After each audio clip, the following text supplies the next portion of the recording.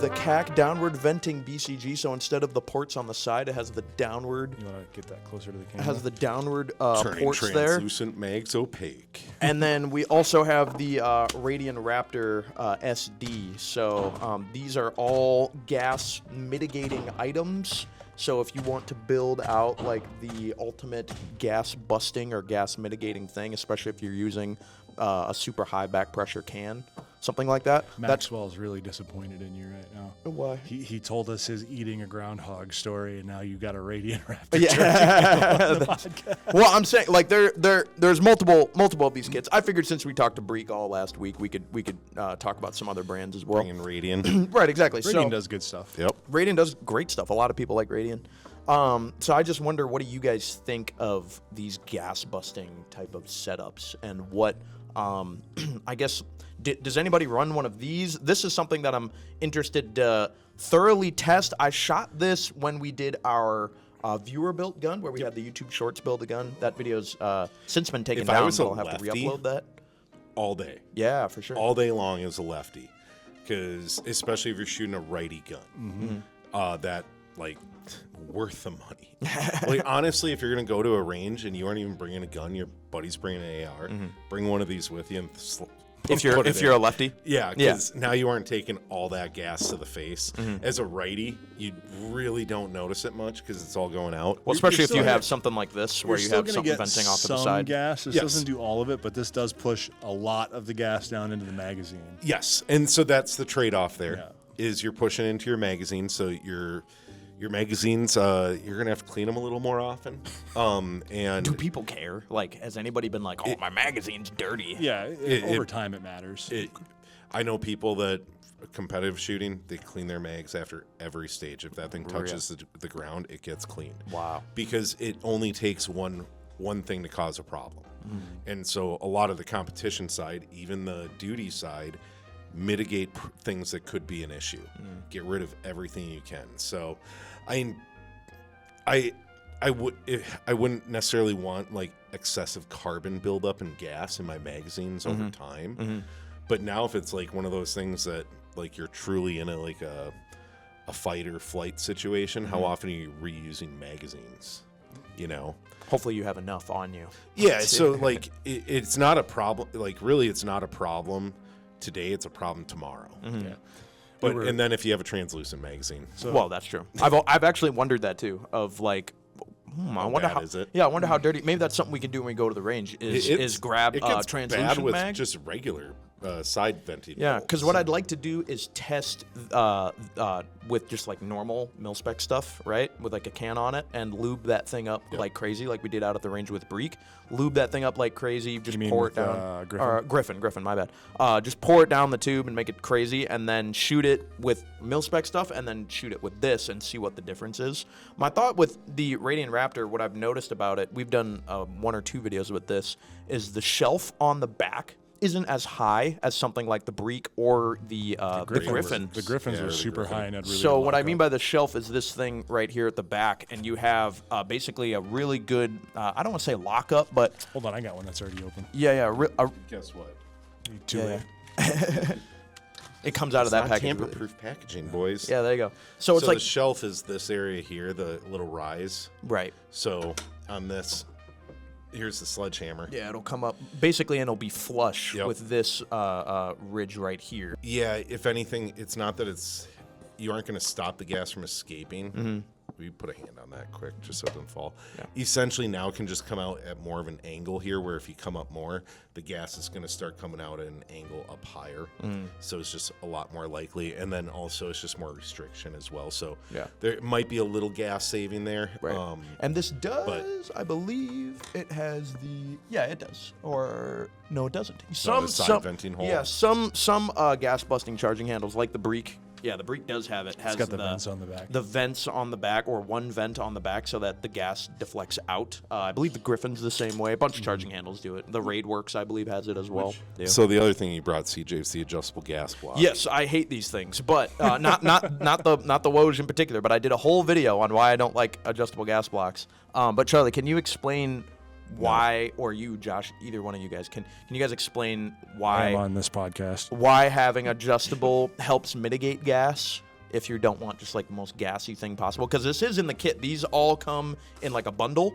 The Woj and the Radiant and the CAC. These are all a bundle on the place that you can go find bundles. So so Charlie, can you explain Bundles why? are us. Can you explain why this is in the bundle and why that would be necessary or not necessary, but why someone should want that whole kit? Because he thought the Logitech was cool. Less gas back Yeah. Okay. equal better. The perfect Shall I amount say of more? gas back. Shall I say more? Sure. It's the perfect amount of gas back Yeah. is more better.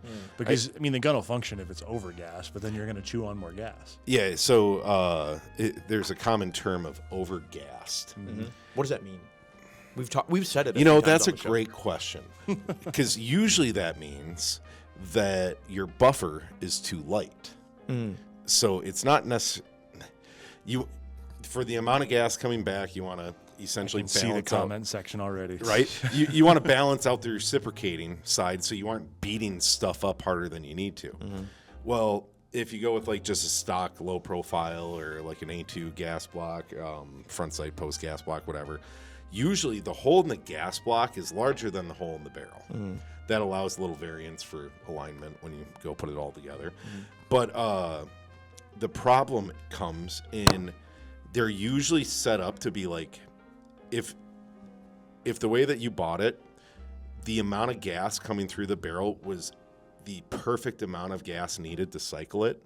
That's a premium gun. Well, just like say every gun, like that's the mil spec. As soon as you get a little buildup in the gas block, the BCG, the gas tube, it's not going to cycle anymore. Okay, so what do we do? Well, let's push 140% gas through. So now you can have up to a 40% blockage. Theoretically. Theoretically, numbers. Like just making shit up. Yeah, oh yeah. Numbers wise. But now you can get some blockage and stuff, and it's still going to run. It's still going to have enough gas. So therefore, you are overgassing it. So yes, you are sending more gas back than you need, but at the same time, if you're sending 140% back, you have an additional 40% pressure beating everything up, where if you go with a heavier buffer, possibly a heavier spring, you can actually like lighten up that recoil impulse feeling and not beat stuff up as much. But you might be closer to that, like instead of 140% overgas, you might be 110% overgas. Yeah. How do you know if your gun is overgassed? Just the fact that it's a stock Ejection gun. pattern. Yeah, ejection pattern, or it's just not working. That would be overgassed. But There are a few companies where like you have the adjustment out at the end of the handguard, or there's seen some where there's a window cut, so you can adjust these live on the fly. Because that's the biggest thing that not the biggest thing, but Gimmick maybe. that's one of the but things I don't like is you need like the tool on hand to adjust something like Yep. that. And if like, what if you're out on the range and what Josh is right, like it's especially May. if you're working a gun like this where there's very little access through the handguard. A lot of the times you might have to pull the handguard off. Right. JP, they have one where it's a Phillips screwdriver. So I'm sure most people can find a Phillips screwdriver that has a shaft this long. That'll fit down most handguards, and you can do it that way. he said shaft. You know what I would like to see, because they do have BCGs that are adjustable as well. Yep. They have the ones that you can come in from the side, so you don't need who to is take that, apart Bootleg? anything. I forget who that is actually off the I think top it's of my like head. Bootleg. Yeah, and they have ones on the side. I would love to see a adjustable downward. I don't know if CAC can do it. Adjustable downward venting BCG. Well, all you That do would is be you super just cool. plug the vents. Well, yeah. That's basically how you could adjust it. Well, yeah. and that's what the adjustment's doing, Yeah. essentially. Well, True. Yeah, and essentially that's all it's doing is just allow. How would you plug those though? Like, Yeah. Reliably, Or it's allowing it. Well, it's allowing more out or trapping more in. So parts. or it's closing up the gas. How key. clean this is, though. That's a really clean. It's just really well made. you Yeah. get that thing oily, that thing's gonna be slick AF. Yeah. It's a little bit heavier. Oh yeah, It is quite a Well, bit heavier, It's yeah. probably like an S7 tool steel or. Mm-hmm. But I don't know. This is just a nice bolt because it's got all the like grooves cut on the rails. 11.7 ounces. It says. Yeah, it's a heavy bolt. Yeah, that's Yeah, a pretty all heavy the bolt. in these grooves here where it rides, there's all these cuts, and that's essentially so if there's any like sand or anything like that in there, it can actually get drained out again with oil. Like the thing, you want oil to like drain Carpenter 158. is what Okay, it so is. C158. And phosphate. It is chrome lined in the Yep. bolt. In the bolt area. Yeah, the bolt area. The internals. So that's kind of What do nice. these things cost? Because this is a really nice bolt. This one is a bit more expensive. 250-ish. Yeah, that one's a bit more Off the expensive. top of my head. It's about $100 more than the But Faxon one we put in the gun that we're working on. Yeah.